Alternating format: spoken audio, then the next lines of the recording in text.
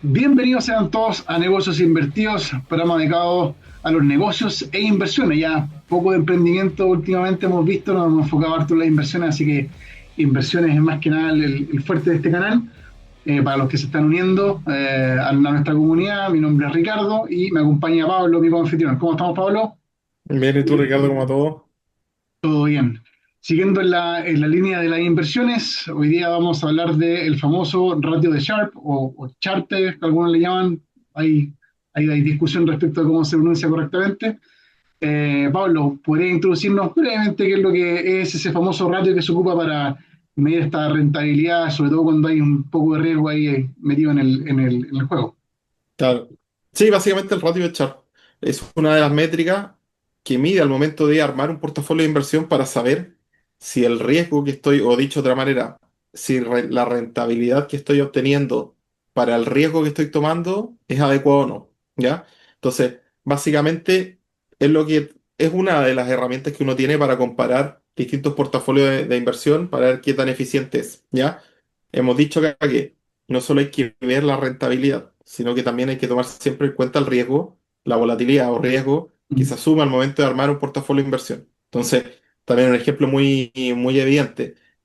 Si hay una cartera de inversión, un portafolio de inversión que renta un 8%, supongamos promedio, ¿ya? Con una volatilidad de un 20% versus otro portafolio de inversión que tiene un 8% también de rentabilidad, pero con una volatilidad o riesgo del 10%, evidentemente que es mejor el portafolio de inversión que tiene menor riesgo, ¿ya? Y eso también va a quedar expresado en el ratio de Sharpe. El ratio de Sharpe va a ser mayor en el que tiene menos riesgo. La misma rentabilidad, menos riesgo. Bueno, y básicamente la fórmula del ratio, uno puede ver en qué consiste también este ratio, evidentemente, si uno va a la fórmula. ¿Y en qué consiste la fórmula?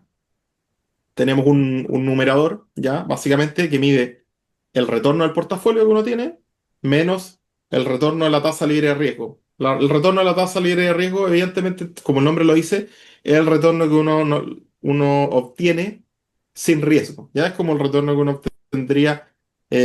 Ahí depende de cuál uno quiera tomar, pero uno puede tomar, evidentemente, una tasa, un bono del tesoro, ¿ya?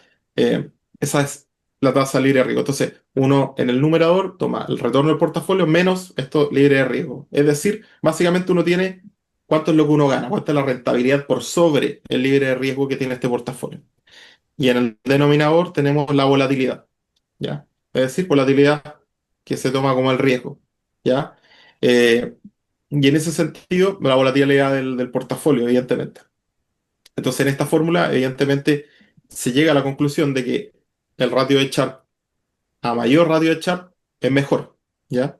Ya sea porque por el numerador está teniendo mejor rentabilidad o por el denominador en que uno tiene menos volatilidad, pero evidentemente esas dos cosas hacen que sea mejor el ratio de Sharpe. Y esa es una manera, una herramienta para poder comparar, como digo, distintos portafolios de inversión. A partir del ratio de Sharpe, no sé si fue creado a partir de este en realidad, pero que podemos hablarlo más extenso en otro capítulo, pero también han salido ratios parecidos.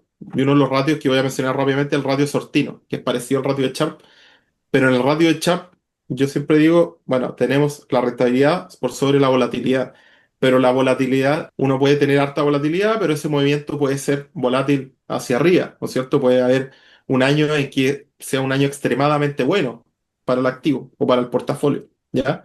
Y eso evidentemente igual nos va a indicar que tiene harta volatilidad, ¿ya? En el caso Sortino, se preocupa, es parecida a la fórmula, rentabilidad menos tasa libre de riesgo, pero en el denominador, en vez de la volatilidad que se toma, ¿ya? Se enfoca solamente en la volatilidad hacia abajo, en la volatilidad negativa, ¿ya? Es decir, no toma en cuenta la volatilidad positiva, entre comillas, cuando el activo, el portafolio, tiene retornos o rendimientos muy por sobre el promedio, pero hacia arriba, con ganancia, muy por sobre el promedio. Entonces, trata obviamente de preocupar de, como digo, solamente la parte negativa, el downside, ¿ya? Que se llama, las bajadas que puede tener este portafolio. Y eso es lo que penaliza estas bajadas, estas caídas.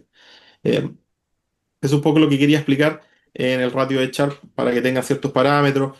En general, se trata de tener, sería ideal, buenísimo, un ratio de Sharpe por sobre uno, sería ideal.